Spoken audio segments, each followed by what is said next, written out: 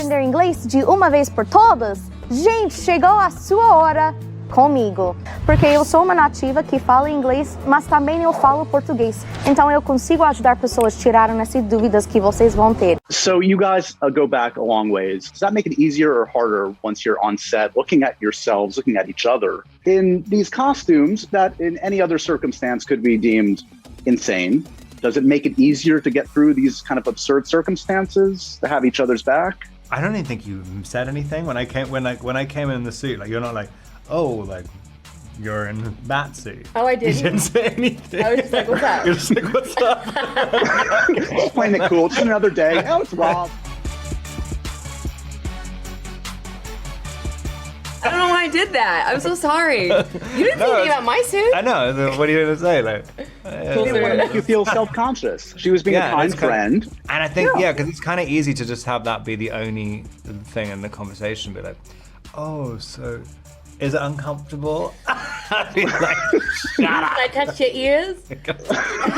No, I think it made it easier, just for us to just feel connected and we were able to, I think, talk really candidly too about what we were wanting to do, about our fears and hopes and everything. Like when we first got cast, like hanging out and having a drink and really being honest with each other about being scared and what we, all of that stuff. So Right. it was really nice to have someone that you knew that totally understood what you were going through, that you could confide in. I thought that was really helpful. Rob, I mean, this is the first time you and I have chatted for a while, and it's this fills me with so much joy that we're talking to each other in this context, because it's remarkable that you are here, and I mean this in the nicest possible way, because like you defined yourself with a certain kind of film in that franchise, and then you did all the hard work afterwards to kind of redefine yourself in a different context. And I'm just curious, did you ever think coming off of Twilight that you would get the opportunity to be in something like this?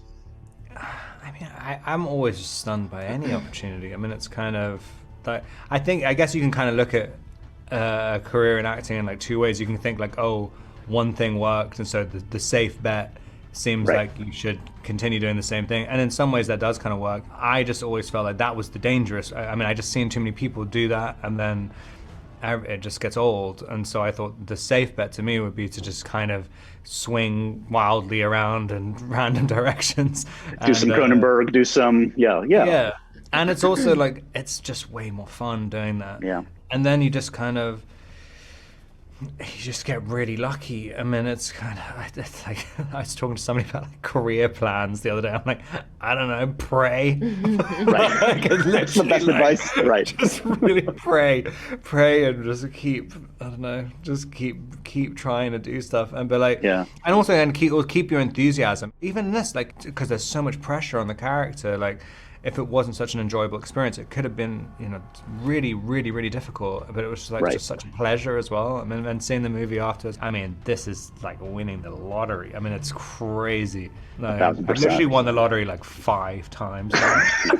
You should, Rob, you should actually start playing the lottery, because maybe you're, I mean, there's a great clip that's floating around. People resurface every once in a while of you and I talking about 11 years ago. And I asked you about like a superhero role, whether you'd ever play a superhero.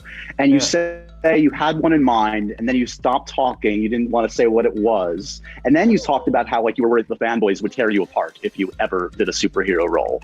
So I guess my question is, do you remember what the role was that you were dreaming of?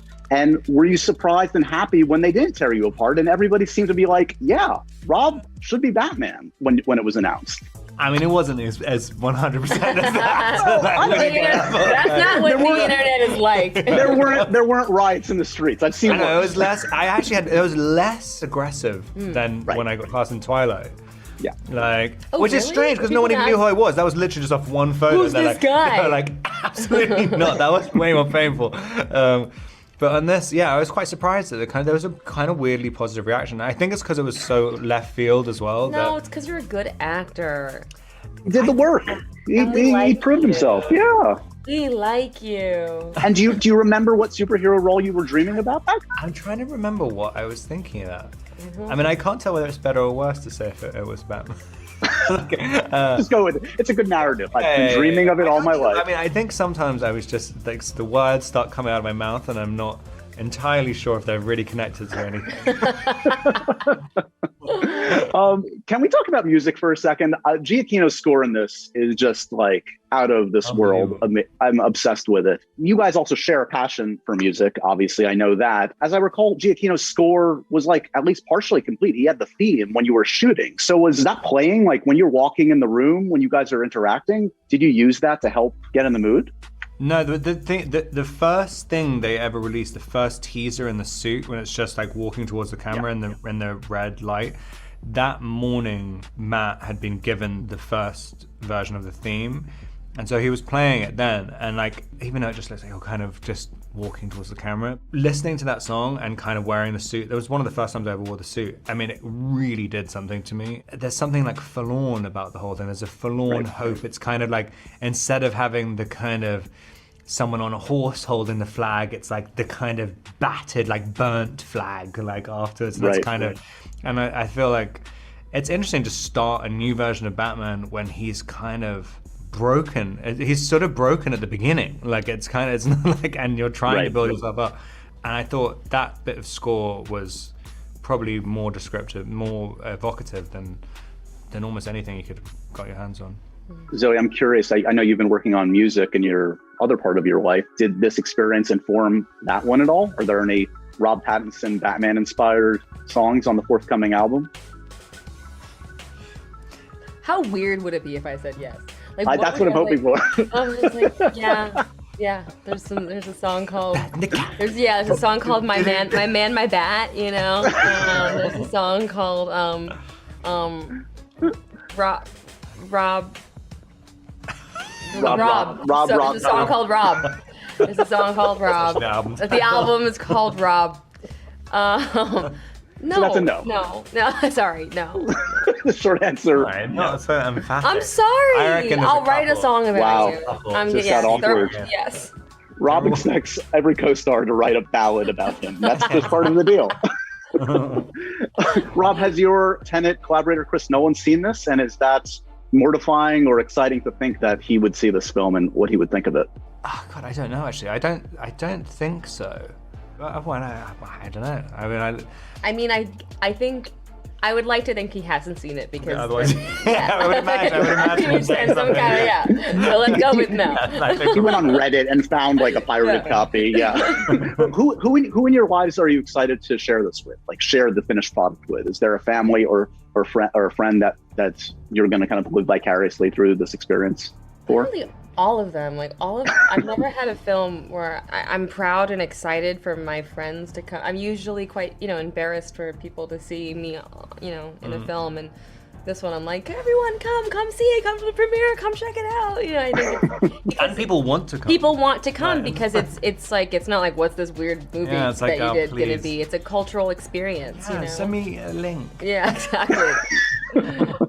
The great Matt Reeves has talked about how he's creating his own kind of Batverse in this, and there are already some TV shows in the works, which I'm very excited about. What's a corner of this Batverse, as we call it, that you are just curious to see yourself, whether it involves you directly or not? I mean, I keep saying Court of Owls. I love all the kind of super hallucinogenic stuff from the graphic novels. I think that would be pretty fun to have to be a part of it. Because we're meeting Selena before she's really Catwoman, so I'm obviously just very excited to a Catwoman show.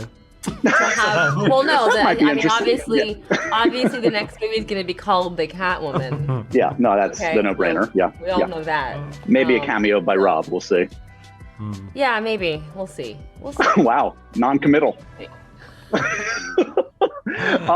Looking back, we all love all manner of Batmen and Catwomen over the years. Can we just put together your all-star Batman team? Like, who's your Batman? Who's your Catwoman? Who's your Joker? What's your Batmobile? Off the top of your head, what are the top ones in each? Keaton, Pfeiffer. Right?